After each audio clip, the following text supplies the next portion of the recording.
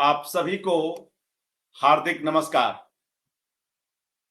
मित्रों, आज 24 अगस्त है और इन दिनों हम लोग कवि, कथाकार और अनुवादक अनामिका जी पर जनसुलभ पुस्तकालय कहन कोश की ओर से एकाग्र का आयोजन कर रहे हैं। आज इस एकाग्र की 8वीं कड़ी है।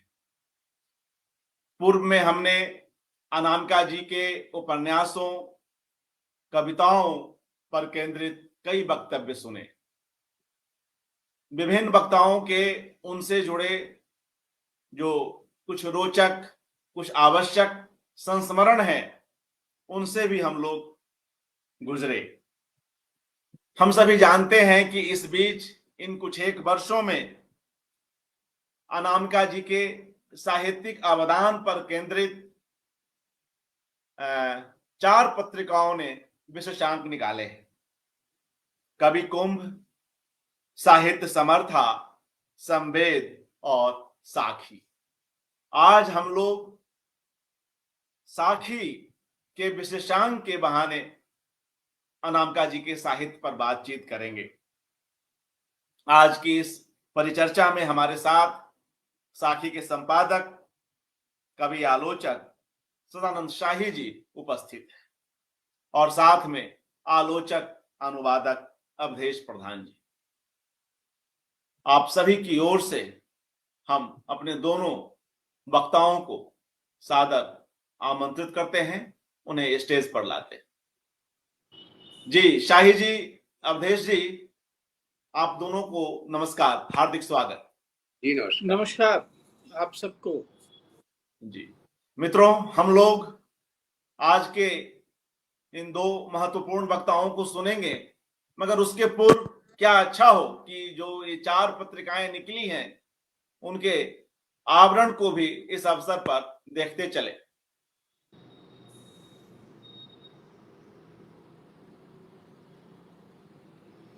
जी, तो यह जो कवि कुंभ का जो अनामिका जी पर विशेषांक आया, टोकरी में दिगंत से आईना साज तक, उसके बाद भी हम जानते हैं आईना साज के बाद भी अनामिका जी का एक और उपन्यास तिरंधरी ओट प्रकाशित हो चुका है और टोकरी में दिगंत के बाद 2 कविता संग्रह भी आ चुके हैं। और यह साहित्य समर्था का अंक जयपुर से नीलिमा टिक्कू जी इसका संपादन करती हैं और कई महत्वपूर्ण रचनाकारों पर, विशेषकर स्त्री रचनाकारों पर इसके विशेषांक आते रहे हैं। और यह संवेद का अंक शब्दों के आलोक में अनामिका। और आज जिस पत्रिका के बहाने हम चर्चा करने जा रहे हैं, यह साखी 34 का अंक, तो इसी के बहाने आज हम लोग अनामिका जी के साहित्यिक अवदान पर बातचीत करेंगे। साथ ही वक्ताओं के जो अपने कुछ संस्मरणात्मक चीजें हैं, वे भी हमारे सामने आएंगी।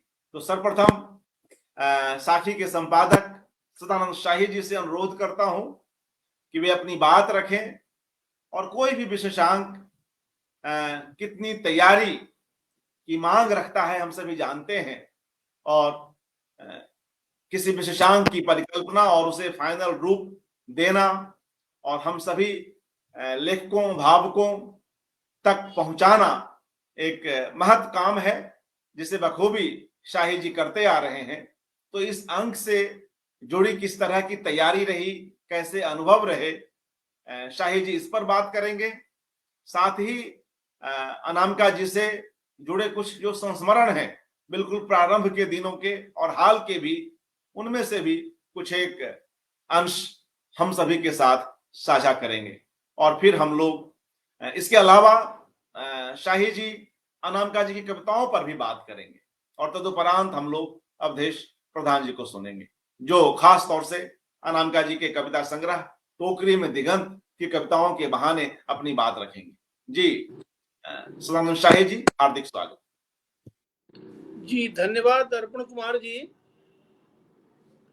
बिल्कुल ठीक कहा आपने कि जब विशेषांक निकालना होता है तो उसकी अलग तरह की चुनौतियां होती हैं। और 2020 में अनामिका जी को साहित्य अकादमी का सम्मान मिला। खास बात यह थी कि ये हिंदी में पहला मौका था जब किसी स्त्री लेखिका को साहित्य अकादमी ने पुरस्कृत किया। हम देख रहे हैं कि पिछले 60-70 वर्षों में जब से साहित्य अकादमी सक्रिय है, इस बहुत ही समर्थ स्त्री लेखिकाओं की लेखिकाएं इस अवधि में हमारे बीच आईं। लेकिन क्या ऐसी दिक्कत रही होगी साहित्य अकादमी की कि यह काम 2020 में जाके संभव हुआ। साहित्य अकादमी के इस निर्णय के पीछे जो भी रहा हो, कई बार अकादमियां भूल सुधार करती हैं और कई बार अपने को वैधता प्रदान करने के लिए अच्छे लोगों को सम्मानित करती हैं, सम्मानित करने का निर्णय लेती हैं, वजह जो भी रही हो। लेकिन अनामिका जी को साहित्य अकादमी मिला तो समूचे हिंदी समाज में इसका भरपूर स्वागत हुआ। चूंकि अनामिका जी का साखी के साथ आरंभिक दिनों से ही संबंध रहा है, इसलिए इस अवसर को कि जब अनामिका जी को साहित्य अकादमी मिल रहा है, साखी ने इस अवसर का उपयोग अपने ढंग से किया और अनामिका के लेखन को केंद्र में रखकर एक अंक हम लोगों ने प्लान किया। कहने की जरूरत नहीं है कि ये समय जो था, ये वही समय था जब कोरोना बार बार हमारे दैनंदिन जीवन को अपने ढंग से प्रभावित कर रहा था।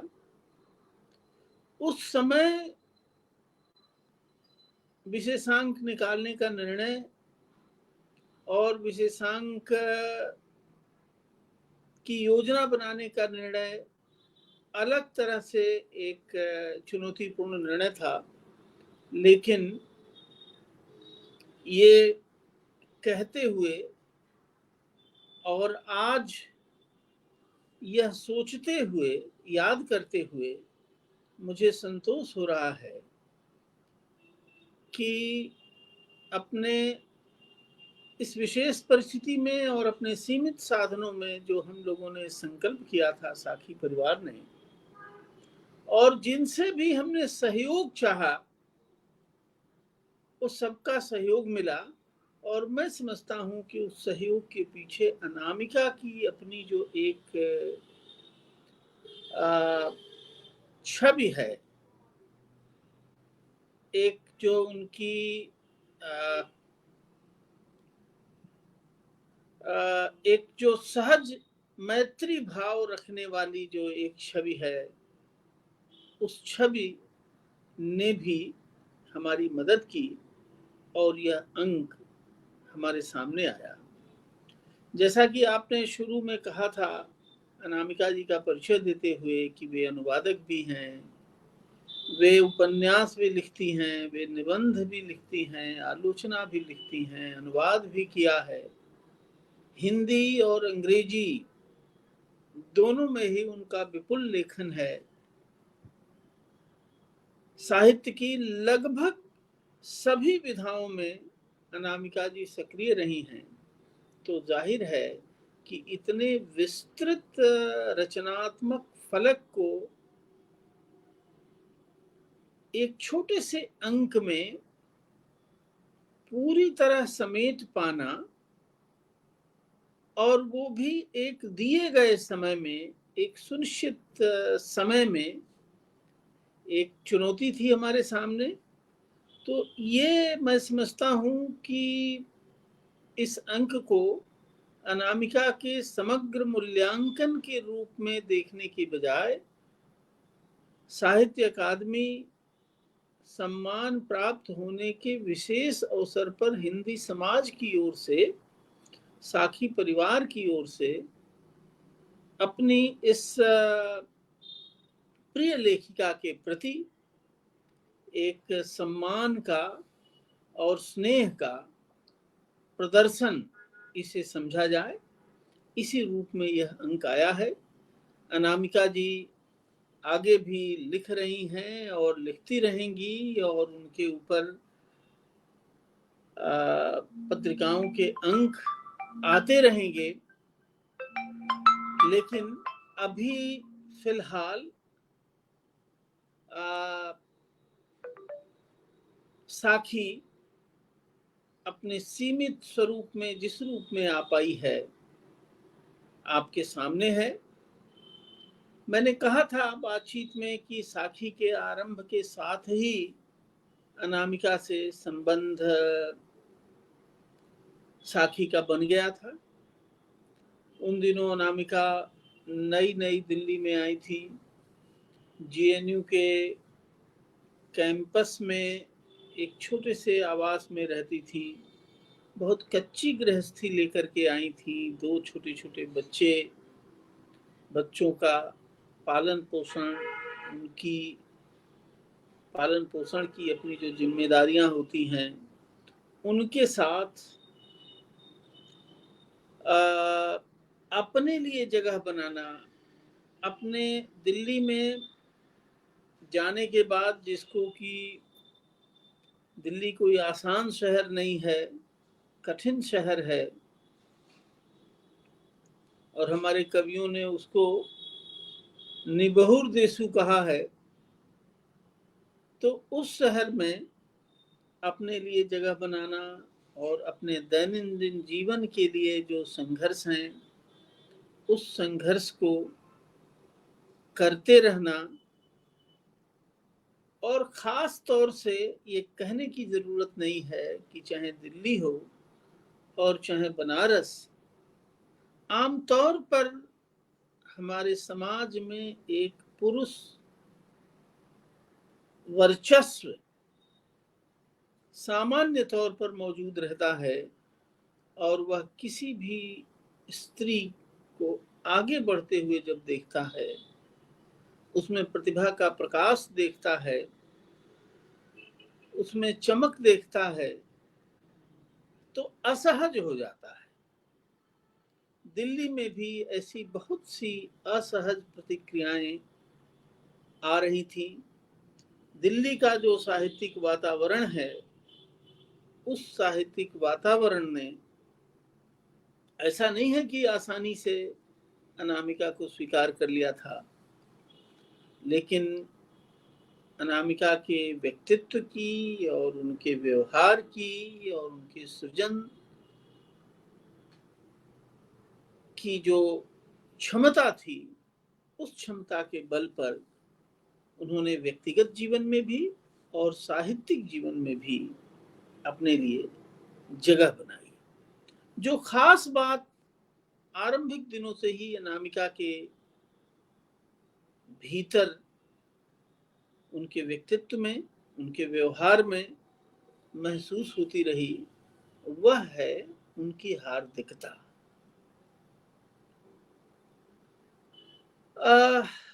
और हार्दिकता की वह भाषा दिल्ली में बहुत मैं कहना चाहूंगा कि उस भाषा की उपस्थिति दिल्ली में बहुत आश्चर्य में डाल देने वाली थी, जैसी हार्दिकता अनामिका जी के व्यक्तित्व में, व्यवहार में, भाषा में थी। और मैं समझता हूं कि जो एक लंबा सफर अनामिका जी ने, लगभग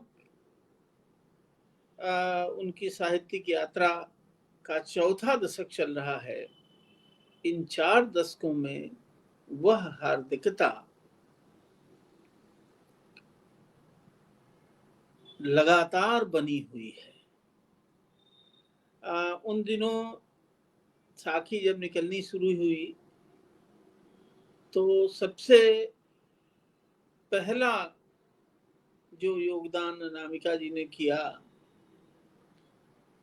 कि विश्व साहित्य से और विश्व कविता से साखी के लिए उन्होंने बहुत सारे अनुवाद किए। एक तरह से साखी के लिए विश्व कविता का दरवाजा अनामिका जी ने खोला। एक और चीज चकित करती थी हम लोगों को, हम सब लोगों की तरह अनामिका के भी दो ही हाथ पैर थे, लेकिन इतने मोर्चों पर सक्रिय रहते हुए जो एक विपुल लेखन दिखाई पड़ता है उनका, इतनी जल्दी और इतनी गुणात्मक रचनाएं लगातार वो लिख रही थी। तो कई बार व्यक्तिगत जीवन के हम सब लोगों को व्यक्तिगत जीवन की समस्याएं कुछ इस तरह उलझा देती हैं कि उनमें उलझकर लिखना और पढ़ना हम कई बार भूल जाते हैं।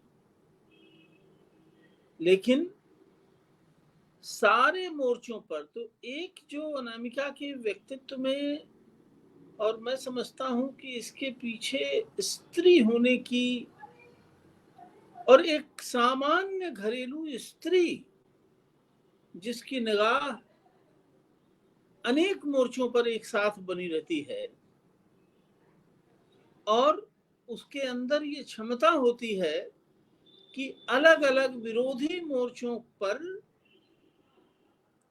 एक साथ वो ध्यान रख पाती है और सारी चीजें उसके नियंत्रण में रहती हैं। तो ये जो घरेलू स्त्री का एक रूप है, उस रूप का अनामिका जी ने एक तरह से साहित्यिक रूपांतरण किया। इसीलिए उनकी कविताओं में और उनके साहित्य में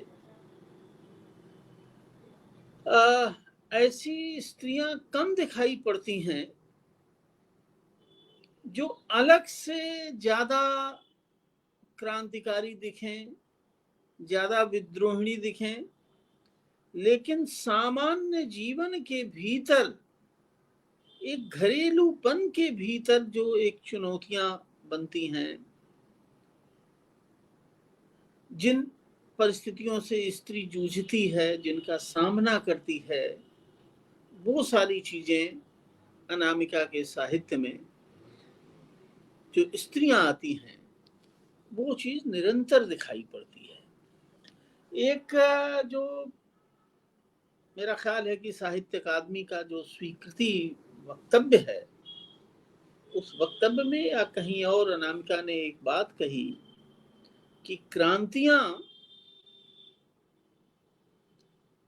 विफल हो जाती हैं, बड़ी से बड़ी क्रांतियां विफल हो जाती हैं अगर उसके साथ निरंतर एक आत्म क्रांति न होती रहे। ये मैं समझता हूं कि ये अनामिका के व्यक्तित्व की को समझने की, उनके लेख की ये व्यक्तित्व को समझने की एक कुंजी इस वाक्य में है।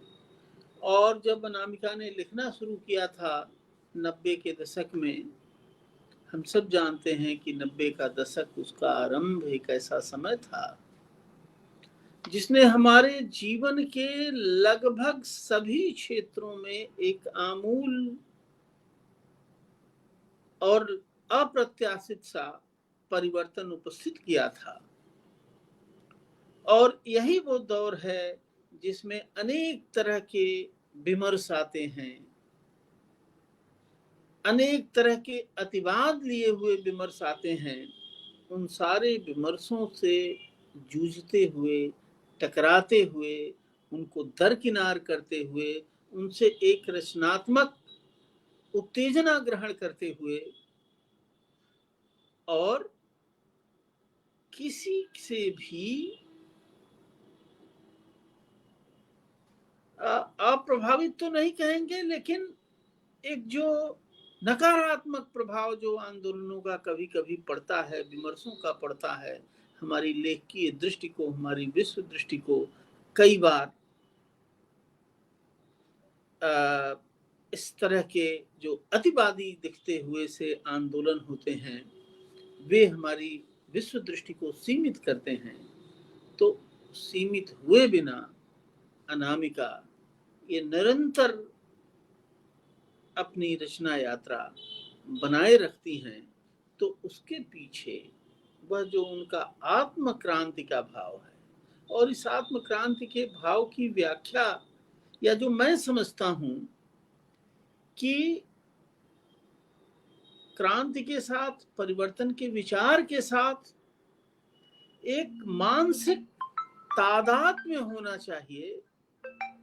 एक मानसिक तादात्म्य बरतने की बात अनामिका जी करती हैं, और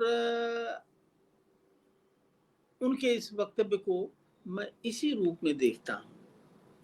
कई बार हैरत होती है कि इस यात्रा के लिए, इस रचनात्मक यात्रा के लिए इस लेखिका के पास ऊर्जा कहां से आती है। मैंने अनामिका का जो पहला संग्रह आया था, बीजाक्षर, लगभग पहला संग्रह, क्योंकि मुजफ्फरपुर में रहते हुए भी कोई एक संग्रह उनका छपा था, लेकिन दिल्ली आने के बाद बीजाक्षर नाम का उनका पहला संग्रह आया। उसकी समीक्षा लिखने का मौका मुझे मिला। तो उस पहले संग्रह में ही एक खास चीज जो मुझे देखने को मिली, वो जनपदीय शब्दों की, देशज शब्दों की बहुलता। इतने सारे देशज शब्द हिंदी कविता में आए अनामिका के माध्यम से।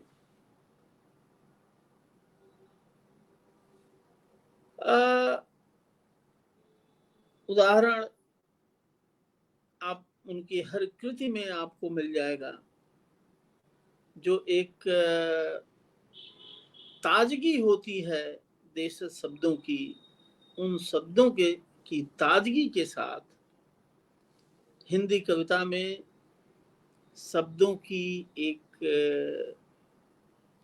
हिंदी के जो शब्द भंडार हैं, उस शब्द भंडार को देशज शब्दों से, जनपदीय शब्दों से अनामिका ने लगातार समृद्ध किया।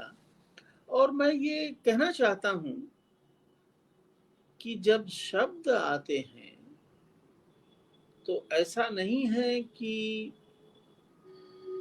केवल शब्द आते हैं, उन शब्दों के साथ शब्दों का एक जो अर्थ संसार होता है, एक जो उनका परिवेश होता है, वह परिवेश भी रचना में प्रवेश करता है। तो ये जो शब्दों को लेकर के, देशज शब्दों को लेकर के का दरवाजा अनामिका ने अपने ढंग से हिंदी के लिए खोला। और मैं समझता हूं कि इस पहलू पर अलग से अनामिका के साहित्य पर विचार करना चाहिए कि हिंदी में उनके माध्यम से कितने शब्द आए, और उन शब्दों के साथ अर्थों की कैसी एक हार्दिक, भावात्मक, आत्मीय, जीवंत दुनिया हिंदी कविता में और उपन्यास में और बहुत हद तक आलोचना में, विचार में ये शब्द आए। और आए ही नहीं, बल्कि हिंदी की परिधि का, हिंदी की क्षमता का उन्होंने विस्तार किया। मैं जो आत्म क्रांति वाली बात कर रहा था। निरंतर अपने को आंकते रहने,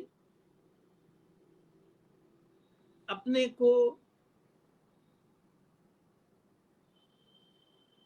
खतरा ये होता है कि एक खास प्रसिद्धि के बाद, एक खास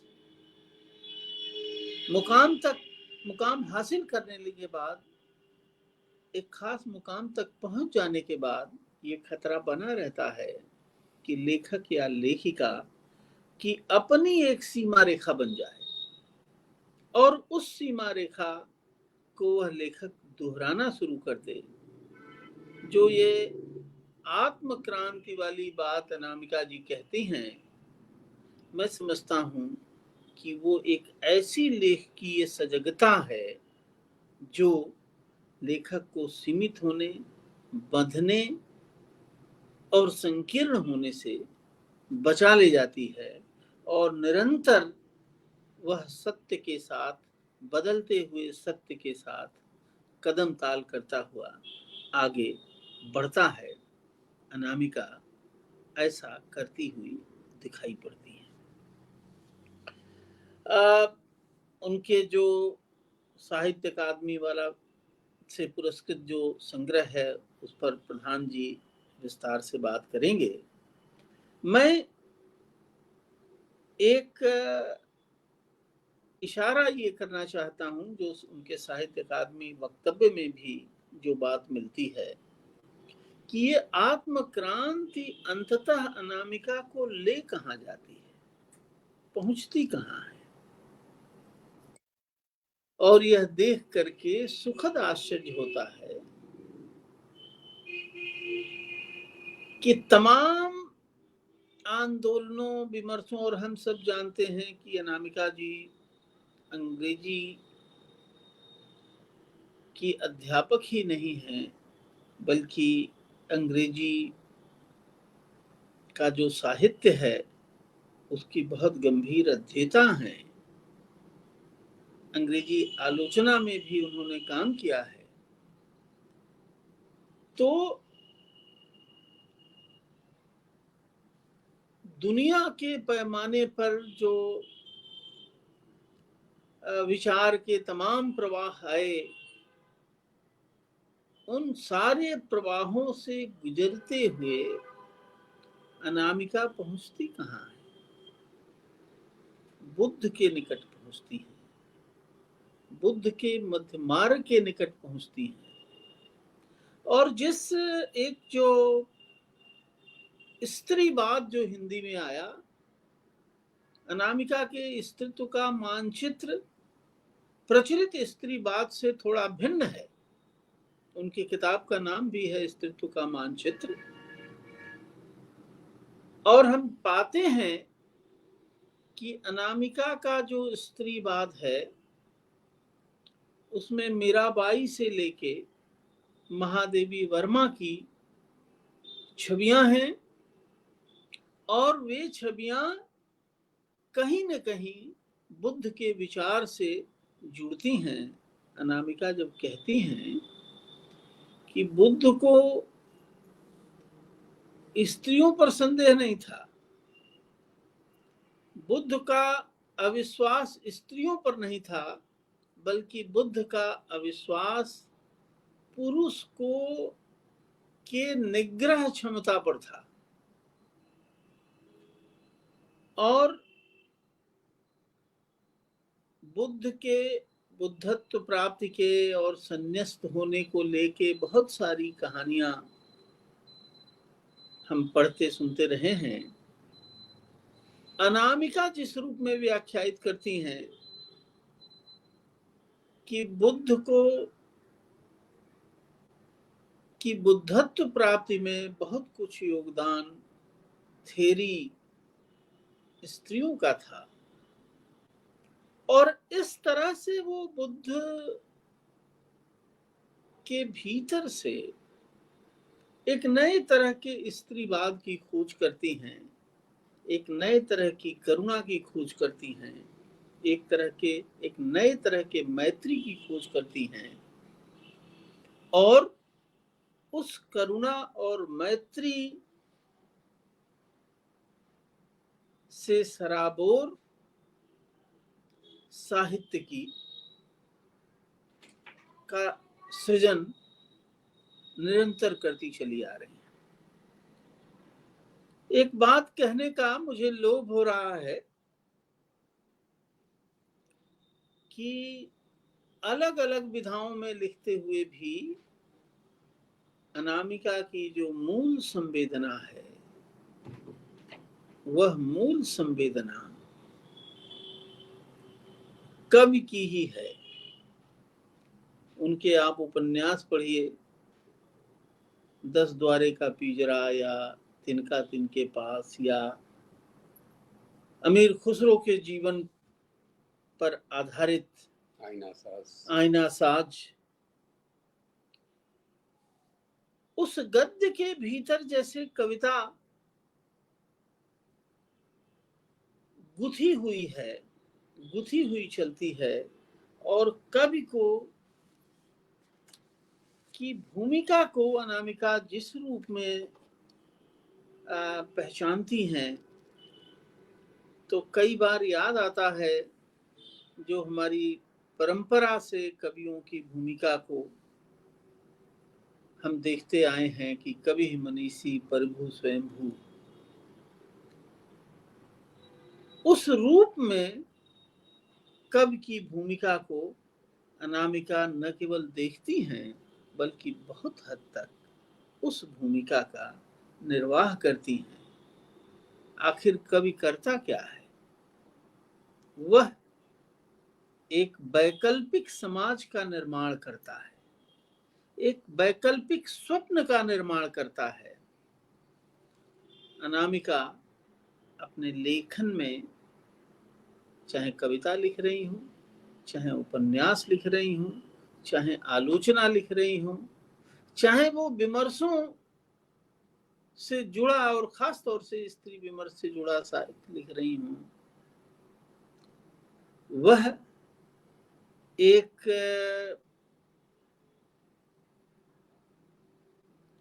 वैकल्पिक संसार रचती हुई दिखाई पड़ती हैं।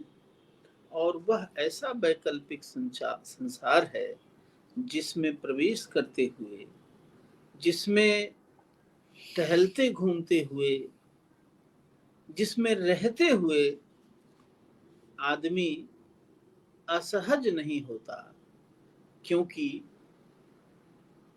एक खास तरह की सहजता अनामिका जी ने अर्जित की है, या कहें कि जो उनका अपने जनपदीय परिवेश से जो जुड़ाव है, वह जुड़ाव दिल्ली में इतने लंबे प्रवास के बावजूद वो बना रहा है, और इसीलिए एक सहज वैकल्पिक दुनिया वो अपने साहित्य में हमारे लिए रचती हैं। बहुत सारी कविताएं हैं जिनको कि जो याद आ रही हैं और जिन पर हम बात कर सकते हैं, लेकिन मैं एक कविता अपनी बातचीत के अंत में एक कविता का पाठ करना चाहता हूं, जिस कविता में मैं जिस घरेलूपन की चर्चा कर रहा था, वह घरेलूपन भी है और एक नए तरह की स्त्री दृष्टि भी दिखाई पड़ती है, जिसमें अनामिका कहती हैं कि वृद्धाएं पृथ्वी का नमक होती हैं, वृद्धाएं धरती का नमक हैं।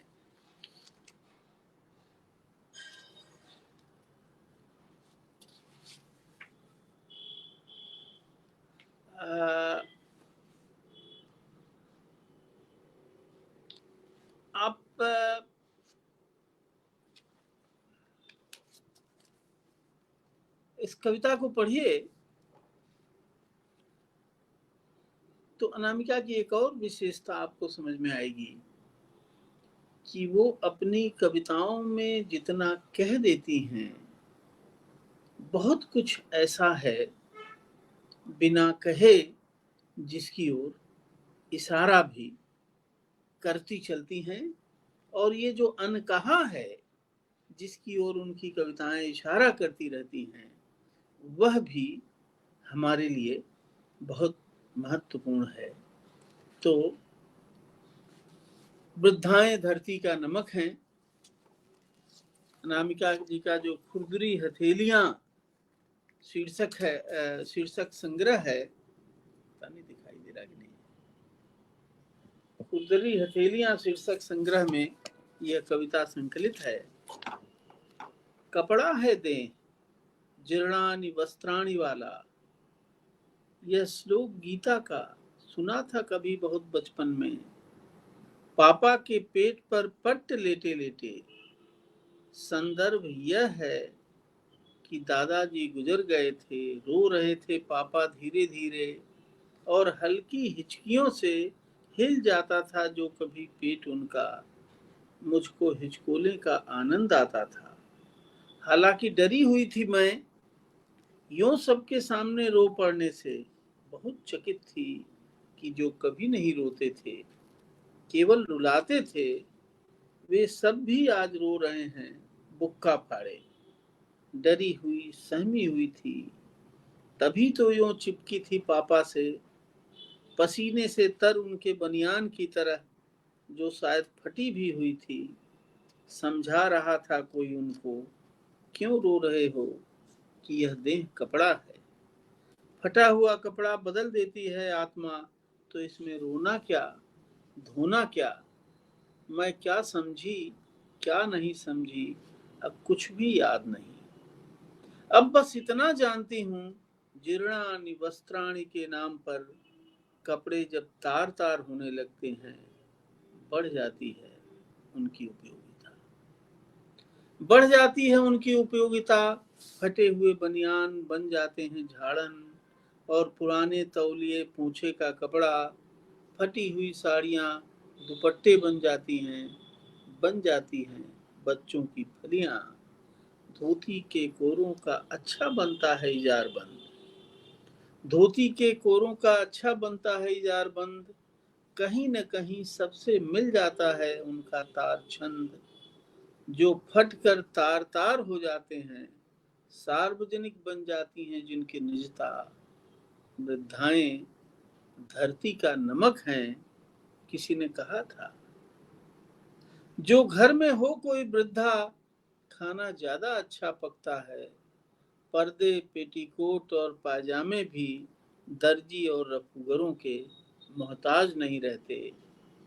सजा धजा रहता है घर का हर कमरा, बच्चे ज्यादा अच्छा पलते हैं, उनकी नन्ही मुन्नी उल्टियां संभालती, जगती हैं वे रात भर, उनके ही संग साथ से भाषा में बच्चों की आ जाती है गजब कौंध। मुहावरों, मिथकों, लोकोक्तियों, लोकगीतों, लोक गाथाओं और कथा समयकों की उनके ही दम से अतल कूप खुद जाते हैं बच्चों के मन में।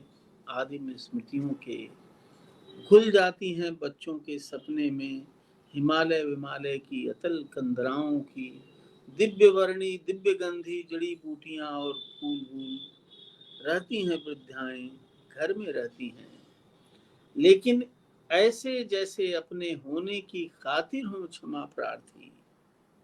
लोगों के आते ही बैठक से उठ जाती, छुप छुप कर रहती हैं छाया सी माया सी।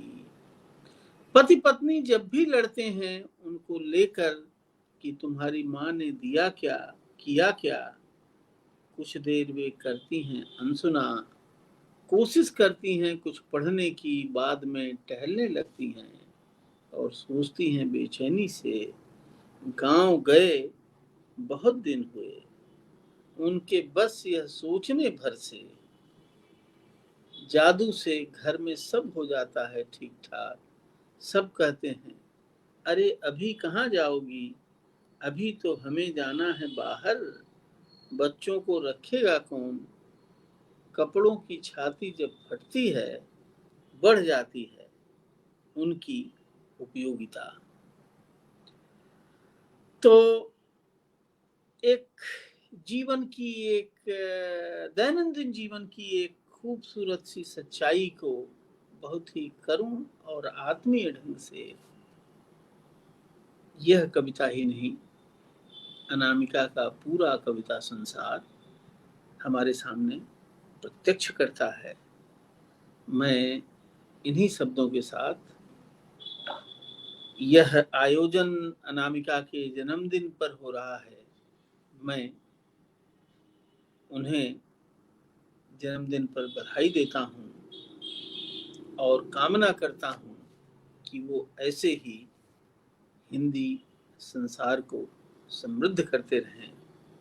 और बंधुवर अर्पण कुमार जी को यह अवसर देने के लिए उनके प्रति आभार प्रकट करता हूँ। धन्यवाद। जी शुक्रिया सदानंद शाही जी इस वक्तव्य के लिए। मित्रों, हम लोगों ने देखा कि किस तरह से शाही जी ने साखी की जो तैयारी रही, खासतौर से अनामिका जी के इस विशेषांक पर उसकी बात रखी, उस पर बात रखी। और उसके भी पूर्व अनामिका जी द्वारा जो कई विश्व प्रसिद्ध कई कविताओं के कवियों कई कविताओं के जो अनुवाद मिलते रहे साखी के लिए, उसकी भी बात की। हम सभी जानते हैं कि एक बेहद महत्वपूर्ण किताब उनकी अनुवाद की आई है और उसे भी काफी समय हो गया। मैं उसे यहाँ पर स्क्रीन पर रख रहा हूं। अब भी बसंत को तुम्हारी जरूरत है। तो इसमें रिल्के की कविताएं हैं। यह किताब साहित्य अकेडमी से आई थी संभवतः, जहां तक मुझे याद है, एक बार मैं देख लूं, शायद वर्ष याद नहीं आ रहा। जी वर्ष मैं भूल रहा हूं। तो यह किताब जिसमें उन्होंने रिल्के की कविताओं का अनुवाद किया और चयन भी किया, तो इसकी भी काफी चर्चा रही। और भी कई कवियों की कविताओं का अनुवाद हम उनके यहाँ पाते हैं। हम सभी यह भी जानते हैं कि किस तरह रिल्के को लेकर जर्मन कवि जो काफी प्रसिद्ध हुए, बहुत ख्याति मिली उन्हें, और उन्हें लेकर हिंदी समाज में कई लेखक काफी कुछ लिखते रहे हैं। रामधारी सिंह दिनकर जी ने क्या की है रिल्के की एक जगह, उसका एक यहाँ पर रखना चाहूंगा इस अवसर पर। यह किताब 2004 में संभवतः आई है साहित्य अकेडमी की ओर से, आज से 19 वर्ष पूर्व। रामधारी सिंह दिनकर भी रिल्के को लेकर जो है अपना चिंतन रखते हैं और वे लिखते हैं अपने एक आलेख में, जर्मन बात कर रहे हैं, नीत्शे भी वहीं के थे। नीत्शे दुनिया के दार्शनिक, नीत्शे जिस दुनिया के दार्शनिक हैं, रिल्के उसी संसार के कलाकार हैं। सिवाय इसके रिल्के ने अति मानव के रूप में नहीं, देवदूत के रूप में देखा था। रिल्के के कवि जीवन का आरंभ रोमांटिक के रूप में हुआ, किंतु शीघ्र ही वे सौंदर्य बोध के कवि हो गए। जैसे कवि प्रभाववादी और चित्रवादी बनने वाले थे, और फिर उन्होंने एक प्रकार के काव्यात्मक अस्तित्ववाद को अपना लिया, या यूं कहें कि एक प्रकार का काव्यात्मक अस्तित्ववाद उनका सिद्धांत बन गया।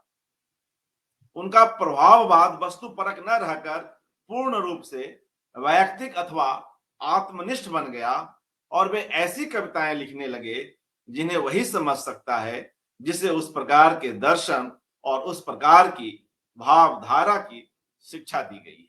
वे कवियों के कवि हैं। तो कठिन भी है उनका अनुवाद करना।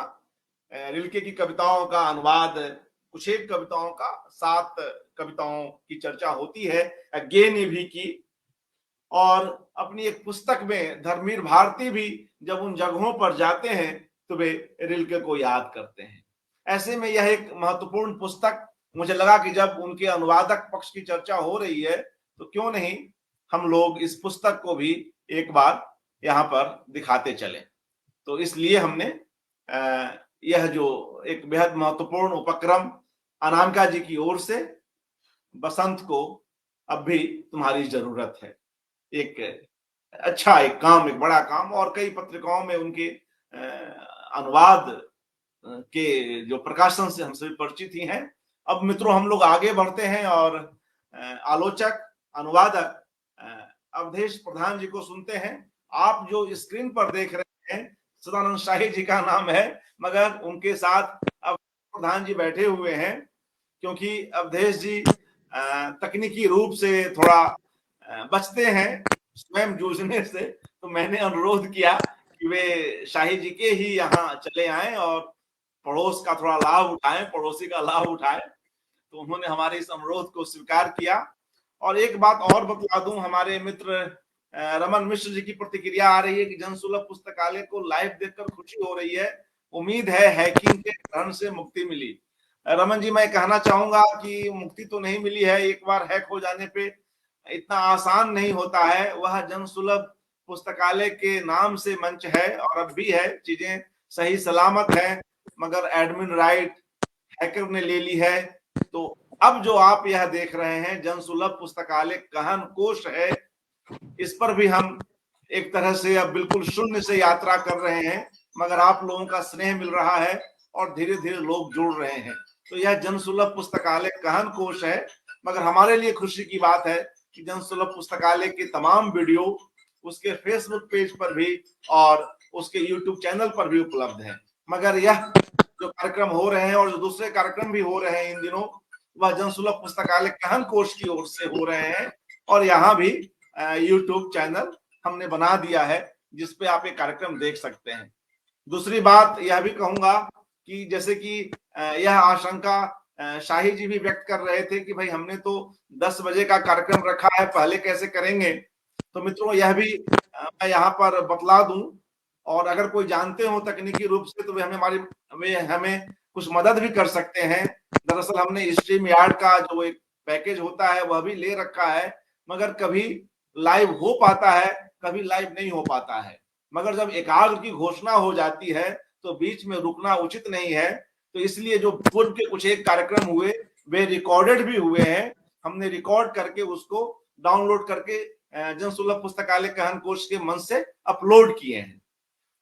आज भी हम यही करने वाले थे, मगर हमने अपने दोनों वक्ताओं से अनुरोध किया कि एक बार कोशिश करते हैं कि लाइव करके देखें, और संयोग से लाइव हो गया। तो लाइव हमेशा ही आसान होता है, बेहतर होता है, लोग ज्यादा जुड़ते भी हैं, लोगों तक इसकी रीच अच्छी होती है। इसलिए 10 की जगह हमने कुछ पहले ही इसकी शुरुआत कर दी। यह एक थोड़ी सी बड़ी भूमिका हमने इसलिए भी रखी कि कोई मित्रगण अगर जानते हो तो यह प्रॉब्लम क्यों आ रही है मुझे बतला सकते हैं, मुझे सुविधा होगी। अब मैं आदरणीय अवधेश प्रधान जी से अनुरोध करता हूं कि वे अपनी बात रखें। अवधेश जी। जी अर्पण जी, बहुत बहुत धन्यवाद। अभी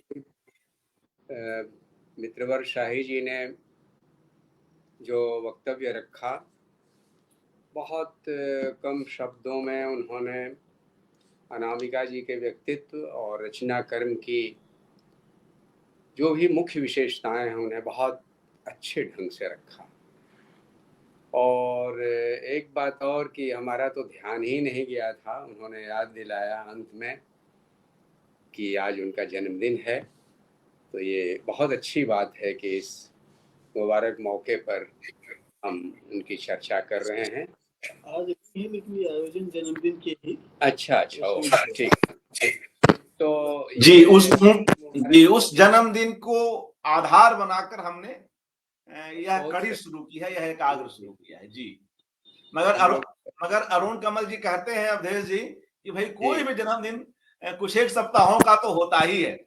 यह बड़ी अच्छी पंक्ति है अरुण कमल की ओर से। तो वही अवसर है, वही सप्ताह। जी कि उसकी रचना पर बातचीत की जाए, ये सबसे अच्छा ढंग है उसके जन्मदिन को मनाने का।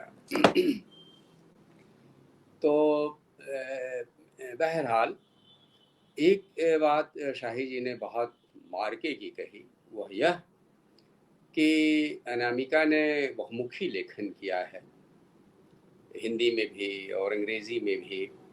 रचना और आलोचना दोनों बहुत कम लोगों से सदती हैं, लेकिन उन्होंने दोनों दिशाओं में बराबर लिखा। लेकिन और कहानियाँ, उपन्यास भी, लेकिन उनकी आलोचना में भी जैसे आख्यान चले आते हैं और आख्यानों के भीतर से कविताएं फूटती हैं, कविताओं में भी आख्यान है, आख्यानों के भीतर से कविताएं फूटती हैं, यानी हर जगह वह मूल रूप से कवि है। और उनकी भाषा का जो बहुत बड़ा गुण है उसको उन्होंने लक्षित किया कि उसमें आवेश और आवेग नहीं है, वह एक विवेक से संतुलित है, एक विशेष उसमें विचार की गहनता, जटिलता, उसका जो अतिरिक्त गुंथाव होता है या भार होता है वो मालूम नहीं होता। हमेशा कविता के बिंबों के भीतर से भी उनके नए विचार भी आते हैं। पहली बार मैंने काशी हिंदू विश्वविद्यालय में शाही जी द्वारा आयोजित एक गोष्ठी में महादेवी जी पर उन्हें बोलते हुए सुना था और मैंने देखा कि बिल्कुल कविता के बिंबों के भीतर से वह बोल रही हैं। महादेवी जी के भी वक्तव्य वही होते थे, लगभग उन्हीं बिंबों में उनकी कविताएं भी रची जाती थी और उनके व्याख्यान भी हर बार उन्हीं बिंबों में चलते थे, लेकिन बिल्कुल नए से नए होते जाते थे। तो बहरहाल अनामिका जी की मैं अभी इतने धरी वो पढ़ रहा हूँ और देख रहा हूँ, इससे भी पहले की जितनी रचनाएं हैं, तो ये बिल्कुल सही कहा कि उन्होंने जो कथा का रास्ता चुना वो भी बिल्कुल कविता की भाषा से वहाँ रचना बुनी जाती है।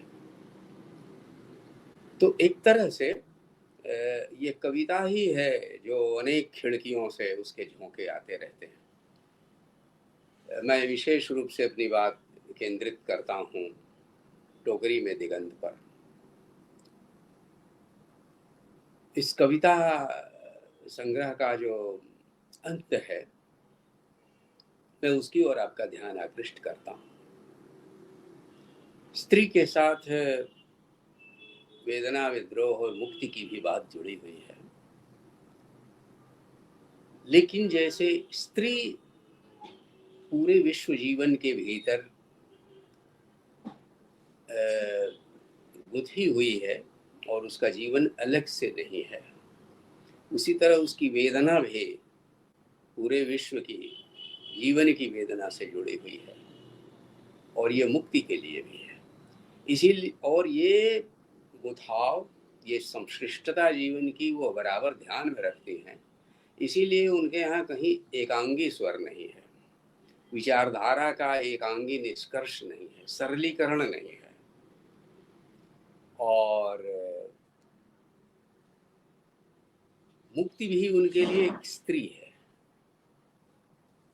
कहती हैं कि आखिर तो मुक्ति स्त्री ही है, तभी तो हंसती बतियाती सदा झुंड में चलती है, किसी को कभी भी अकेली नहीं मिलती। जितने भी हमारे समय में विमर्श चल रहे हैं, आप देखें तो वो सब स्वतः पूर्णता के जब शिकार हो जाते हैं तो लगभग एकांगी हो जाते हैं। ये अनामिका की विशेषता है कि वो इस बात को याद रखती है कि मुक्ति अकेली नहीं मिलती है और उसका स्वभाव स्त्रियों का स्वभाव है, हमेशा समूह में हंसती बोलती चलती है। तो ये हंसने बोलने से उसका संघर्ष अलग नहीं है, उसकी मुक्ति भी उससे अलग नहीं है। इसीलिए उनकी कविताएं जो स्त्री विमर्श से प्रभावित कविता संसार है उससे थोड़ा अलग है, हटकर है। और उन कविताओं को पढ़ते ही समझ में आ जाता है कि यह अनामिका की कविता है। भाषा का रचाव भी और उसमें जो संतुलित जीवन बोध है, उसके साथ ही भाषा में जो एक सम्यक अनुशासन है, वह जिसकी जड़ें एक और जनपदों में हैं और उसके जो विचार तंतु हैं, ये लौकी की लतर या दूसरी लतरों की तरह से वे अपने नार आकाश में दूर दूर तक फेंकती हैं, ऊपर की ओर फेंकती हैं। तो एक और जड़ें जमीन में हैं, जनपदों में हैं, और विचार जो वैश्विक जीवन है उसी की तरह से उन्मुक्त हैं और उदात्त हैं। इसीलिए स्त्री की मुक्ति के साथ पुरुष भी है, पुरुष को छोड़ करके मुक्ति नहीं है। और वह एक नया संसार रचना चाहती है, तो जाहिर है कि उसमें पुरुष भी एक दूसरे ढंग का है। शाही जी ने कहा, कवि एक नया विकल्प रचता है, एक वैकल्पिक संसार का स्वप्न रचता है। तो उनकी एक कविता है, प्रसूति गृह में पिता। प्रसूति केवल स्त्री के लिए एक अनुभव नहीं है, एक पिता के लिए भी एक नया अनुभव है। और इसमें उन्होंने कहा है कि हम एक सम्यक पुरुष रचेंगे। एक जो अधूरा पुरुष हमारे सामने है वैसा नहीं, एक सम्यक दृष्टि से संपन्न पुरुष हम गढ़ेंगे। खुद अपना पुरुष गढ़ेगी नई धरती, अब नई धरती, स्वस्थ होंगी धमनियां उसकी और दृष्टि सम्यक। यह बौद्ध दर्शन से लिया हुआ शब्द है, सम्यक। उसके उन उन्नत पहाड़ों से फूटेगी जब दुधैली रोशनी, वह पिएगा। फिर धीरे धीरे बड़ा होगा नया पुरुष, संबुद्ध प्रज्ञा से शासित अनुकूलित, प्रज्ञा का प्यारा भरतार। प्रज्ञा को सोती छोड़कर जंगल इस बार, लेकिन वह नहीं जाएगा। इसीलिए 2014 की थेरियां आती हैं टोकरी में दिगंत, इस संग्रह में।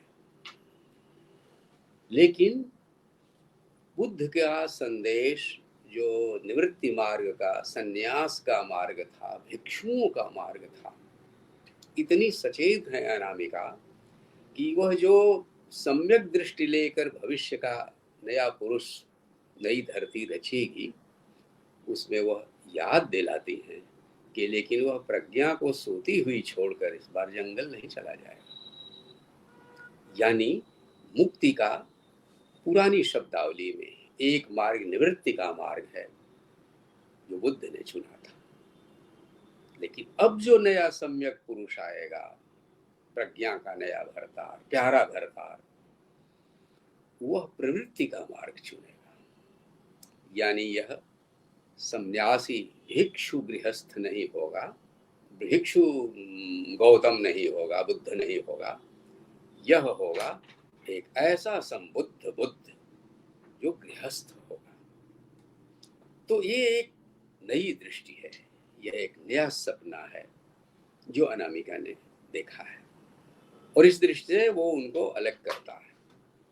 और दिनकर की उर्वशी के सबसे अंत में ये भविष्य दृष्टि आती है कि जब हमको, अब तक तो विधाता का रचा हुआ संसार सामने है, लेकिन जब अगर हमको मौका मिला इस सृष्टि को नए सिरे से रचने का, तो हम एक ऐसा पुरुष रचेंगे जो कोलाहल में भी करुणा की मौन पुकार को सुन लेगा। इसीलिए स्त्रियाधिक स्त्री और पुरुषाधिक पुरुष का आदर्श उन्होंने सामने रखा था। अनामिका ने उस बात को आगे बढ़ाया है और उन्होंने एक तरह से बुद्ध को पूरा करने की कोशिश की है कि लेकिन वह निवृत्ति मार्ग पर नहीं जाएगा, गृहस्थी में ही रहकर सम्यक दृष्टि संपन्न जीवन वह जिएगा। यानी अनामिका के कविता संसार में क्रांति केवल मनुष्य के बहिर्जगत की क्रांति नहीं है, बल्कि उसमें मनुष्य के आंतरिक रूपांतरण की भी पूरी गुंजाइश रखी गई है। गुंजाइश नहीं बल्कि उसका आग्रह रखा गया है, क्योंकि जो आत्मिक क्रांति है, आंतरिक क्रांति है, उससे जुड़कर ही सामाजिक क्रांति, प्रतिक्रांति होने से बच सकती है। तो ये उनकी कविता में अंतर जगत और बहिर्जगत का संवाद है। और इसी तरह से ये जो बुद्ध की थेरियों का नया संसार है, 2014 की थेरियों पर जो नया संसार है, इसमें वह स्वप्न देखती हैं कि बुद्ध मार्क्स से एक कॉल आयोजित करें।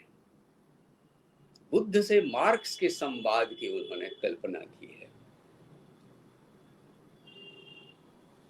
बुद्ध से अनुरोध किया जाए कि वे मार्क्स से कॉन्फ्रेंस कॉल कर लें, क्योंकि वैर से वैर शांत सचमुच नहीं होता, यह तो अवैर से शांत होता है।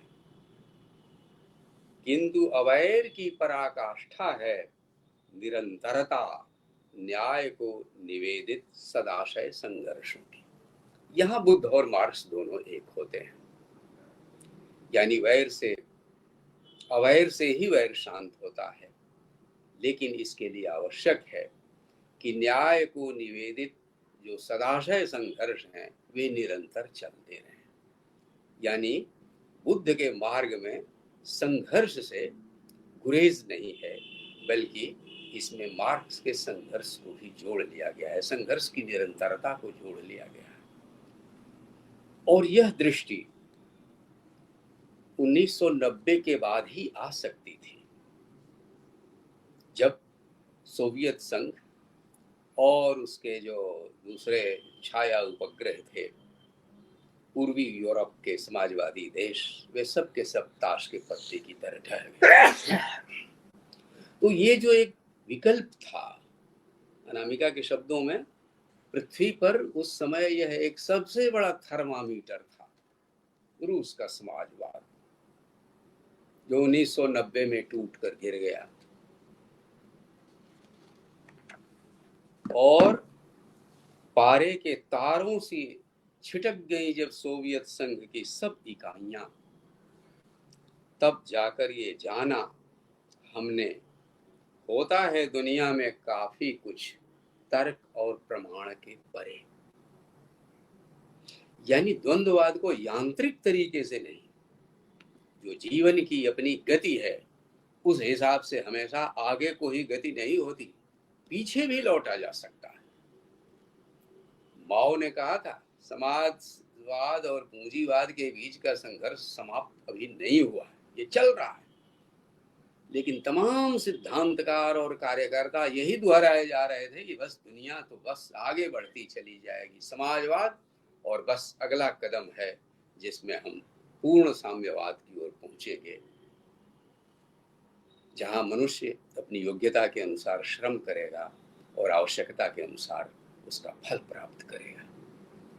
तो इतना आसान बना दिया गया था विकल्प को। अनामिका ने कहा, संसार में तर्क और प्रमाण से परे भी चीजें घटती हैं, ये 1990 में साबित हुआ। इसलिए एक विशेष संदर्भ है जिसमें मार्क्स और बुद्ध के बीच संवाद हो सकता है, होना चाहिए। ये अनामिका ने, ये व्यापक दृष्टि बहुत कम कवियों में, स्त्री कवियों में तो बिल्कुल विरल है, और अनामिका इसीलिए इसमें अलग से पहचानी जा सकती है। शाही जी ने बहुत सही कहा, शब्दावली जनपदों से आती है, लेकिन उन शब्दों के पीछे जीवन है, जीवन के पीछे वे जनपद के चेहरे हैं, और उन चेहरों के साथ गुथा हुआ मानव संबंधों का जीवन है। उन जीवन के पीछे अनुभव है और उनसे जो सच्चाइयाँ फूटती हैं। अनामिका छोटे छोटे संस्मरणों से भी जो अपने निबंध शुरू करते हैं उनमें भी ये बात दिखाई देती है। उन्होंने अपने वक्तव्य में ही भी कहा है इस संग्रह के भीतर कि मैंने नालंदा के प्रवास में जो बुद्ध का महायान धर्म है, स्वामी विवेकानंद कहते थे कि आमतौर पर पढ़ाया जाता है कि हीनयान पुराना है, महायान बाद का है जिसमें बहुत सारी मिलावटें होती चली गई, लेकिन विवेकानंद कहते थे महायान ही पुराना है। इस महायान धर्म का जो संदेश है उसको उन्होंने कविता की भाषा में रखा है। हरियाली ही बीज का सपना, रस ही रसायन है। मुक्तिबोध ने इसे अपनी भाषा में कहा है कि प्रत्येक कण के भीतर भी संभावनाएं भरी हुई हैं। जैसे प्रत्येक मनुष्य के भीतर बोधिसत्व है और उसमें बुद्धत्व की पूरी क्षमता है, पूरी संभावना है। तो ये जो संभावना है ये आशा का बड़ा आधार है। इसीलिए दुखों का, वेदना का पूरा संसार है अनामिका की कविताओं में, लेकिन कहीं भी आशा समाप्त नहीं होती। संभावनाओं को लेकर के वे बराबर आश्वस्त रहती हैं, लेकिन वो आशा आवेग की भाषा में व्यक्त नहीं होती। उसका स्वर अत्यंत सम्यक है, एकदम आश्वस्त, विश्वस्त, सम्यक, धीर प्रशांत लय में एक क्लासिकल कवि की तरह से उनकी कविताएं हमारे सामने संसार रखती हैं।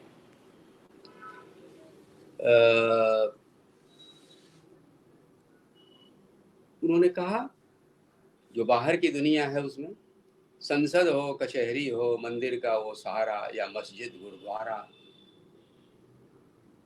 सब जगह चिनगारियां हैं, चिरायत है, लेकिन फिर भी जो हौसला है कवि का हौसला वो अनंत है और वो पुच्छल तारे से एक झाड़ू लेकर पूरी कायनात बुहाकर टोकरी में दिगंत को ला सकता है। तो बिंबों की भाषा में, इसीलिए उसके पीछे निश्चित रूप से दर्शन की गहराई है, लेकिन वो दर्शन की तरह सूखा नहीं है। वे जानती हैं कि कविता विचारों से नहीं बुनी जाती, कविता बिंबों से, कविता की जो अपनी भाषा है वो कभी उनके हाथों से छूटने नहीं पाती। उन्होंने एक बहुत गंभीर संकेत किया है कि सोवियत संघ के विघटन के बाद जो बड़ा थर्मामीटर टूट गया सभ्यता का, तो अब कौन सा है थर्मामीटर जिससे सभ्यता के बुखार को, उसके ताप को नापा जा सकता है। पहले एक नपना था समाजवादी सपने का, उससे हम नापते थे बुखार को। उन्होंने कहा आज जब धरती का माथा गर्म है, जल स्रोतों की पट्टी पूरी नहीं पड़ती, निष्पत्र पेड़ हो गए हैं थर्मामीटर। यानी आज इतनी बहुरंगी सरकारें, सभ्यताएं, इतने समाज और इतना भ्रम फैला हुआ है आज की सभ्यता में, उसमें एक पर्यावरण ऐसा मुद्दा है कि जिसके जरिए नापा जा सकता है सभ्यता के बुखार, और ये एक ऐसा मुद्दा है जिससे कोई भी देश, कोई भी सरकार, कोई भी विचारधारा, कोई भी व्यक्तित्व, कोई भी सपना पीछा नहीं छोड़ा सकता। उन्होंने कहा ये निष्पत्र पेड़ ही थर्मामीटर हो गए और प्लास्टिक की हवा में डोलती हुई एक पत्ती टूटती आस को झूठी सच्चा दिलासा देती है। कितनी जबरदस्त विडंबना है, प्लास्टिक की पत्ती। तो एक जो विकल्पहीनता है उसकी भयावहता भी सामने है। इसीलिए ये कविताएं जिसके शीर्षक में ही है 2014 की थेरी गाथा, लेकिन 2014 के स्त्री चेहरों में इन थेरियों को देखते हुए जो जीवन की निरंतरता है, इतिहास की निरंतरता भी हमारे सामने आती है। क्योंकि आप वर्तमान की व्याख्या इतिहास की पृष्ठभूमि को छोड़ के नहीं कर सकते, और न तो भविष्य का कोई सपना भी बुन सकते। इसीलिए अनामिका की तमाम कविताओं के भीतर, तमाम आईनासाज के भीतर अमीर खुसरो भी वर्तमान का संदर्भ बन जाता है। तृणधरी ओट में सीता आज का संदर्भ बन जाती है। इसलिए ये जो हमारे प्राचीन इतिहास के संदर्भ हैं, इनके भीतर बड़ी गुंजाइश है कविता को और बहुत सारी चीज़ों को फिर से रचने की ढेर सारी संभावनाएं इसके भीतर मौजूद हैं। विशेष रूप से कविता के कुछ अंश ही आपके सामने मैं रखूंगा, जिससे मालूम हो कि अनामिका कहाँ विशिष्ट है, न केवल स्त्री कवियों में बल्कि आज की तमाम कविता के भीतर अनामिका कहाँ विशिष्ट है, यह देखना चाहिए। तृष्णा भी थेरी है, स्मृति, वितृष्णा, जिजीविषा, भाषा, शांता, मुक्ता, सरला, ये सब थेरियां हैं। उसी तरह से अभिरूपा, उत्पल, वर्णा वगैरह तो हैं ही। इसमें जो भाषा थेरी है,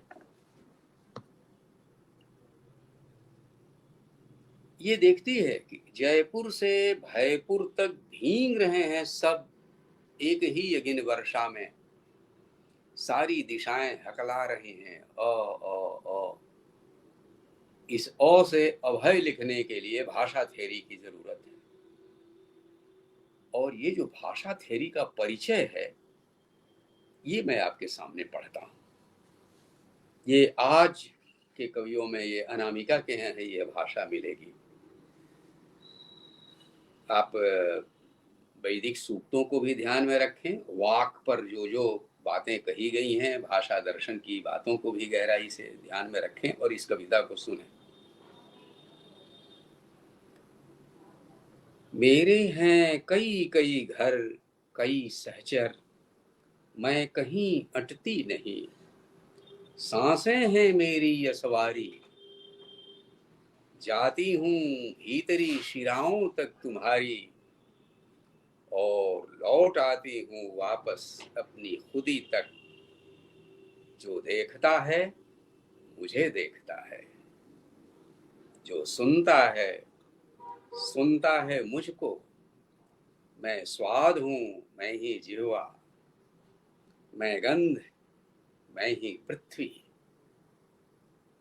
विषय और विषयी दोनों, ये भाषा अपने आप में एक स्वतंत्र संसार है।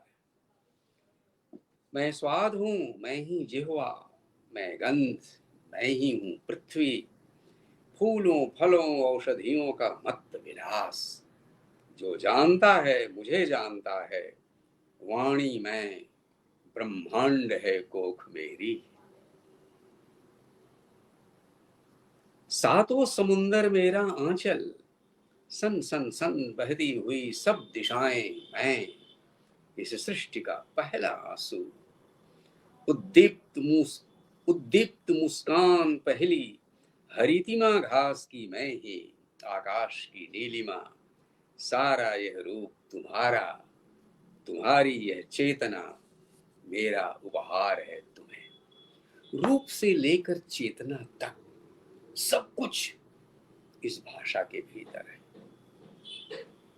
वेदांत जिसको नाम और नामी, नाम रूपात्मकम जगत, तो ये सब ये भाषा थेरी का परिचय है। और जो स्मृति थेरी है वह अपनी आशा के शिशु कर्ण को पानी पर तैरा देती है और तब भाषा का सारथी उसे अपनाकर उसे उठाकर अपने घर ले जाता है। वह भाषा से ब्रह्मास्त्र लेता है। ये भाषा का जो राजपाट है वह भयपुर से जयपुर के बीच की हरी भरी धरती पर फैला हुआ है और भाषा सब अर्थों और अनर्थों पर हंसती है। ये भाषा की शक्ति, ये भाषा का विस्तार, और ये भाषा अमूर्त नहीं है, मूर्त जगत से पूरी तरह से जुड़ी हुई है। ये जो शांता थेरी है, आप जानते हैं कि जो शांति है उसका सीधा अनुभव एक मृत्यु के दारुण अनुभव से जुड़ा हुआ है। और ये शांत जीवन के अनुभव से ये शांति मिलती है, और जिस जीवन का चरम मृत्यु है वही मुक्ति का विचार जन्म लेता है। तो मुक्ता थेरी को मृत्यु से डर नहीं है। एक अद्भुत वाक्य है, मृत्यु का क्या, वह तो मोहल्ले की लड़की है। अद्भुत वाक्य। रविंद्रनाथ का एक वाक्य मुझे तुरंत याद आया है कविता पढ़ते हुए। उन्होंने कहा, दुख हमार घोरेर जिनिस, दुख तो हमारे घर की चीज है, सुख तो पाहुन की तरह आता है, मेहमान की तरह कुछ दिन के लिए आता है, चला जाता है, लेकिन दुख तो बराबर बना रहता है। यह हमारे घर की चीज है, बिल्कुल चिर परिचित है। मृत्यु का क्या, वो तो मोहल्ले की लड़की है। खूब झूर झूर सेकती है वह जीवन की रोटी।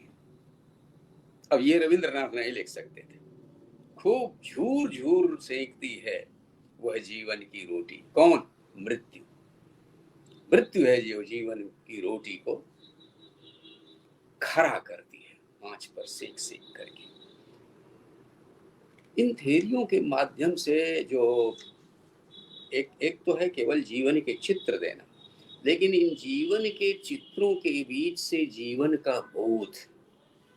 और कुछ कवि होते हैं जो जीवन की नियति के गंभीर प्रश्नों को भी उठाते हैं। अनामिका के यहाँ इसीलिए जीवन और मृत्यु के बीच जितने प्रश्न हैं वो इसी तरह इन थेरियों के माध्यम से आए हैं, जिनमें सामाजिक संदर्भ भी हैं, लेकिन भविष्य को जाते हुए सपने भी हैं।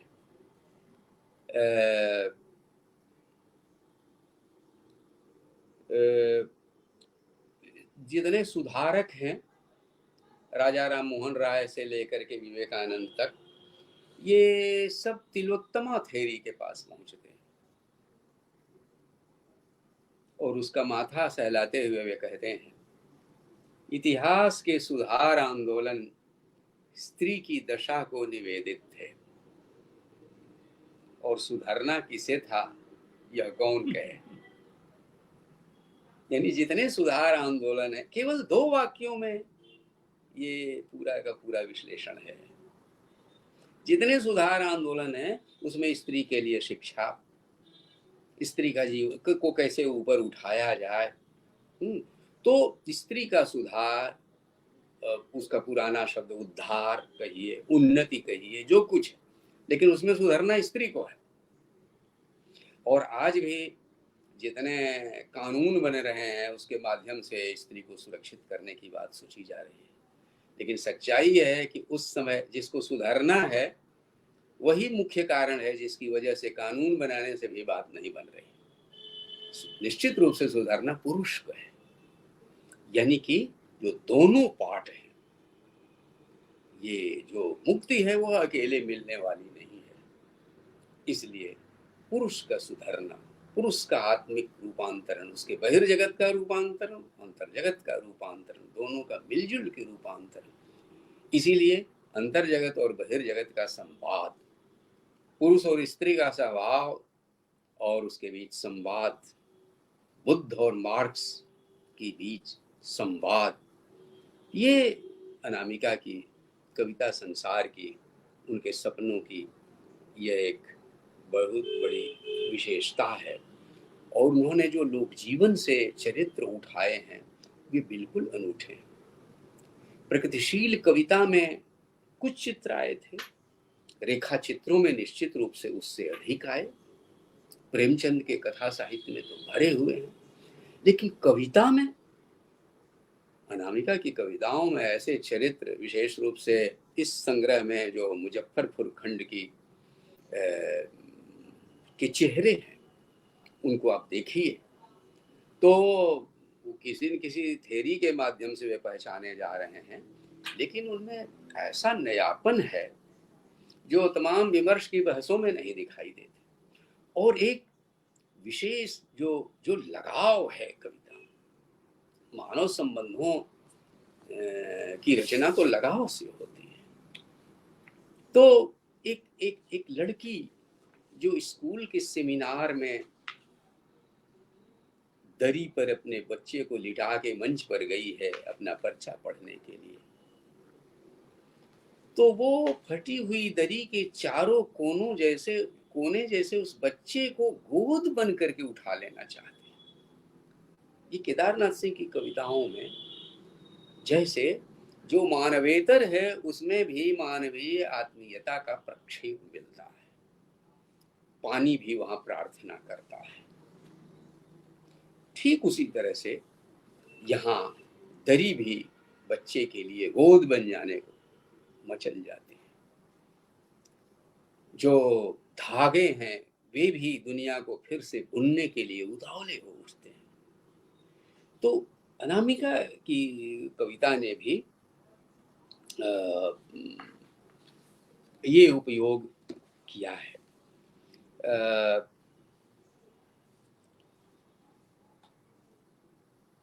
ये एक आयुर्वेदाचार्य वैद्यराज भी आते हैं जो बस्तर में जड़ी बूटियां चुनने जाते थे, और वो वहाँ नक्सल दस्ते से पुलिस की जो भिड़ंत है उसमें मारे जाते हैं। उनको चिंता थी इस बात की कि बिक रहे हैं जंगल, नदियों के तट बिक रहे हैं। वे उनका मायका थी। ये स्त्री भाषा, जो बस्तर की जमीन है वो उनका मायका है, नदियों का मायका है, जड़ी बूटियों का मायका है। और आप जानते हैं अथर्ववेद में तमाम औषधियों वाले सूक्त हैं। आप पढ़िए अनामिका की इन पंक्तियों को। वह वैद्यराज ही औषधियों के बारे में क्या भाव रखता है। हे माता औषधियों की, इन ताजा उखड़ी औषधियों को तेजस दो, रस से भरो इनका तुम पोर पोर, कि धरती के सारे घाव भरें, रह जाए घाव का इजोर। जिस सम्यक जीवन विवेक की बात मैं कह रहा था, जो सबके लिए है, अभिरूपा थेरी ने बुद्ध से पूछा, सगा कौन है? और बुद्ध उत्तर देते हैं, जिसकी उपस्थिति चित्त की लौ को निष्कंप करे, वही सगा अभिरूपा, सगा वही। जिसकी उपस्थिति चित्त की लौ को निष्कंप करे, सगा वही अभिरूपा, वही सगा। जो तुमको मंथर गति से सीधा चलना सिखाए, बढ़ना सिखाए, जो ऐसे जैसे कि युद्ध भूमि में हाथी बढ़ता है, बौछार तीरों की हर तरफ से झेलता। एक वाक्य में ये पूरा बिंब गुथा हुआ है। और बिना धीर प्रशांत लय में जैसे यह रची गई है कविता, उसी लय में जब तक पढ़ी न जाए तब तक वह पूरा एक पूरे बिंब के भीतर ही यह पूरा संदेश बुद्ध का आता है। बुद्ध ने तो ज्यादातर गाथाओं में अपनी बातें कही। तो निश्चित रूप से अनामिका ने इसमें अपनी जो जो जिसको अनन्य तंत्रता कहते थे रविंद्रनाथ, हम लोग मौलिकता कहते हैं, अनन्य तंत्रता न, इतनी पढ़ी हुई अनामिका है, प्रोफेसर हैं अंग्रेजी साहित्य की, लेकिन मैंने उनको बोलते सुना तो उनके बोलने में कभी मैंने किताबों का भार नहीं देखा। उनके चिंतन परक लिखन तक में किताबों का असर नहीं, फिर कविताओं में और उपन्यासों में तो कैसे होता। ये है उनकी अनन्य तंत्रता का रहस्य, यानी कि पूरा का पूरा भाषा, बिंब, रचाव, शैली, सब कुछ जीवन के भीतर से, वह लोक जीवन हो या दिल्ली खंड में भी देखिए तो वो लोक जीवन वहां भी वो चला आ रहा है। तो निश्चित रूप से उसमें उनकी जड़ें बहुत गहरी हैं और इसीलिए उसके प्रति उनका आत्मविश्वास बहुत है। इसीलिए विमर्श मूलक जो हवाएं आती जाती रहती हैं, अनामिका की कविता और उनका स्वर उससे विचलित नहीं होता। मैं आशा करता हूँ कि वे हर रचना से जिस तरह से पाठकों की आशा और जगा देती हैं, बढ़ा देती हैं, इस तरह से उनकी हर रचना से हमारी आशा बढ़ती जाएगी और निश्चित रूप से उससे हिंदी कविता का जो संसार है ना, उसकी संवेदना का जो विस्तार है वो होता जाता है, लेकिन उसमें गहराई भी आती जाती है। यह विशेष बात है और वो गहराई आती है वही जीवन का विवेक जो उन्हें बुद्ध के पास ले गया है। मैं उनके रचना कर्म के प्रति और उनके जीवन के प्रति भी अपनी हार्दिक शुभकामनाएं व्यक्त करते हुए आज की बात समाप्त करता हूँ। बहुत बहुत धन्यवाद दर्पण जी। शुक्रिया अवधेश प्रधान जी, नमस्कार। इस बेहद महत्वपूर्ण और रसपूर्ण वक्तव्य के लिए। मैं इसको रसपूर्ण इसलिए भी कह रहा हूं अवधेश जी कि जब आलोचक स्वयं अपनी आलोचना का आनंद उठाने लगे तो फिर जो सुनने वाले हैं उनका मजा तो अपने आप कई गुना बढ़ जाता है। यह लग रहा था आपको सुनते हुए कि आप जिस तरह से अनामिका जी की कविताओं पर बात करते हुए स्वयं भी उसमें डूब रहे थे पुनः, तो बड़ा ही मतलब एक सुखद अनुभव हुआ आपको सुनना। और मित्रों, मैं अवधेश प्रधान जी का इसलिए भी हार्दिक अभिनंदन करता हूं कि वे जनसुलभ पुस्तकालय के इस मंच पर पहली बार आए हैं। पूर्व में भी एक दो बार हमने कोशिश की, मगर कुछ व्यस्तताओं के बीच जो है उनका आना नहीं हो सका। अविचल गौतम हमारे साथ जुड़े हुए हैं, वे कह रहे हैं कि यह बात सही है अवधेश प्रधान जी के इस वक्तव्य के लिए। और मैं कुछ मित्रों के नाम ले लूं जो इसके साथ, इस कार्यक्रम के साथ बने हुए हैं। अरुण सितांश जी, राकेश सिंह, संगीता गुंदेचा जी, महेश चंद्र पुनेठा, सुभाष चंद्र, सुमन शर्मा जी, सुप्रिया तापसे, जगन्नाथ दुबे, रमन मिश्रा जी, मीता दास जी, अमित मनोज और संतोष कुमार गुप्ता, अविचल गौतम, अभी नाम हमने लिया, और भी कई मित्रगण संभव है शिवदयाल जी, कुछ एक के नाम रह भी गए हों। एक बात और, चूंकि बीच में जब उपन्यासों पर बात हो रही थी शाही जी, तब हमने उनके उपन्यासों को क्रमवार यहाँ बतलाया था और उनके चित्र भी दिखलाए थे। इसी तरह अनामिका जी के कविता संग्रह भी कई हैं। शुरुआत में स्कूली जीवन में मैट्रिक के आसपास, 9वीं 10वीं के आसपास उनके दो संग्रह आ गए जिसकी आपने चर्चा भी की थी, शीतल स्पर्श एक धूप को, इस नाम से।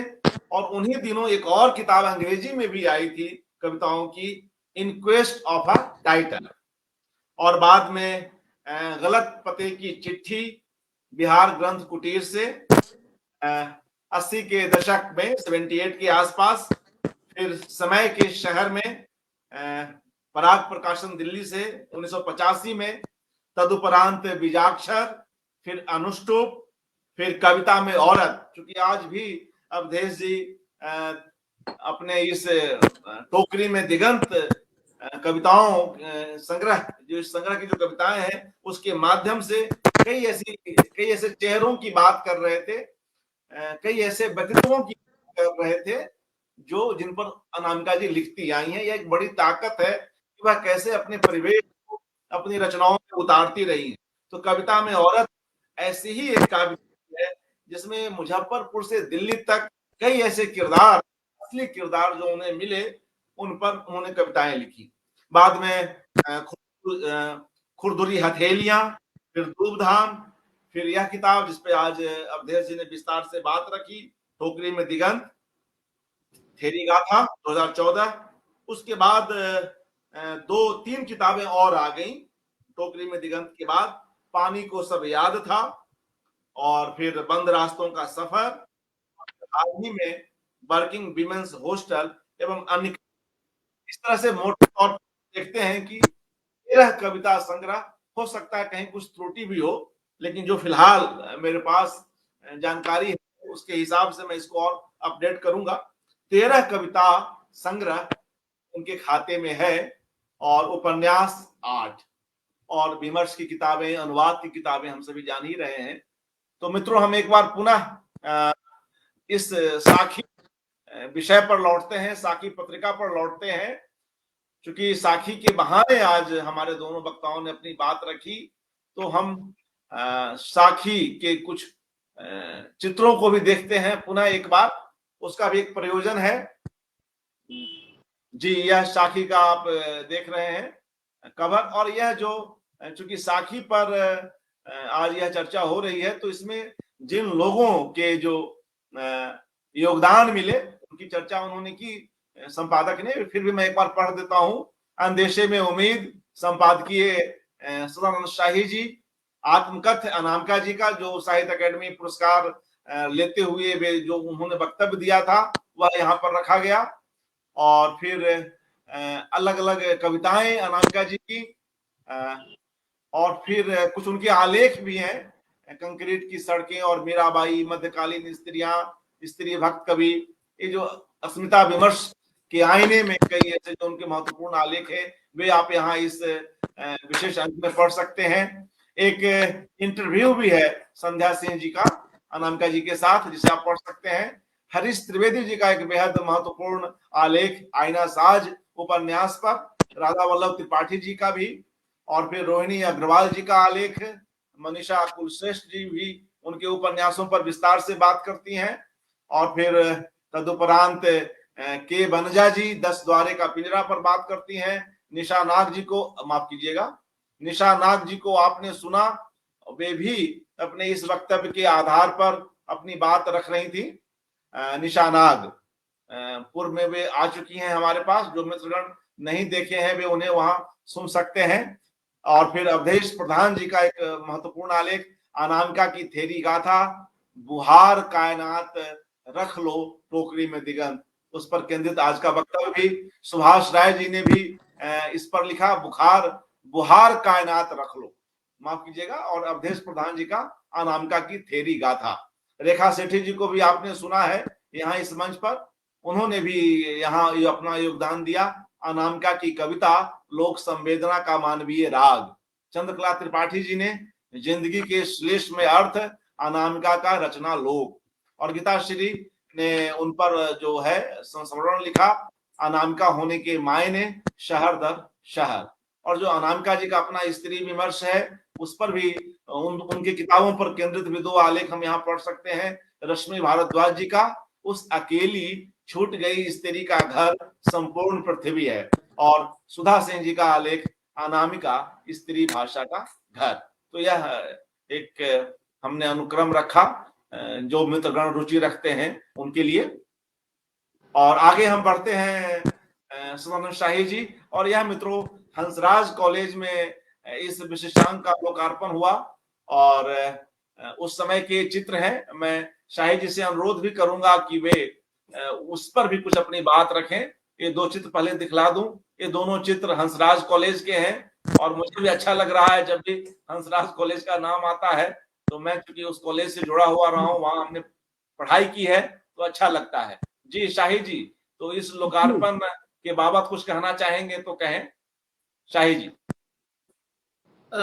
उसके लिए तो मैं हंसराज कॉलेज की जो वर्तमान प्राचार्य हैं रमा जी के प्रति आभारी हूँ। हम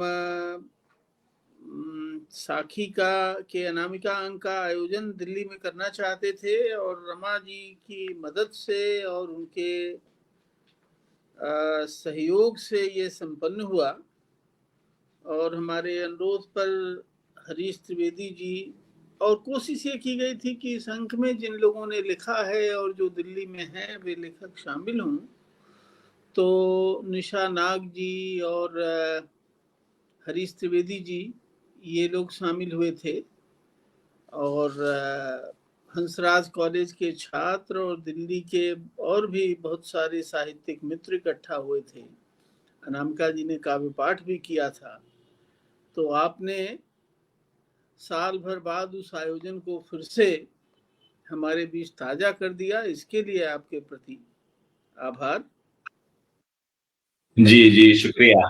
और अच्छा लगा शाही जी कि आपने समय निकाला, आप दोनों ने और अवधेश जी ने, और इतनी सार गर्भित चर्चा हो सकी। तमाम मित्रगण जुड़े हुए हैं। मैं अनुरोध करूंगा कि जन सुलभ पुस्तकालय कहम कोश को भी अपना वही स्नेह दें जो जन सुलभ पुस्तकालय को दिया है। क्योंकि वह हैक होने के कारण अभी हमारे हाथ में नहीं है, तो फिलहाल हम इस पर कार्यक्रम कर रहे हैं और उसे वापस लेने की भी कोशिश हो रही है। उसमें वक्त लग सकता है, तो हैकर अपनी चाल चले, हम अपनी गति पे काम करते रहे। जी बहुत बहुत धन्यवाद, बहुत आभार। जी जी ऐसे ही हम लोग मिलते रहेंगे। धन्यवाद। बिल्कुल जी, बहुत बहुत शुक्रिया आसमान शाही जी को और अवधेश प्रधान जी को। मित्रों, अवधेश प्रधान जी का और शाही जी का हार्दिक आभार। अनामिका जी पर यह एकाग्र जारी है। अगली कड़ी में हम कल किन्हीं और वक्ता के साथ पुनः मिलते हैं। शुक्रिया, शुभ रात्रि।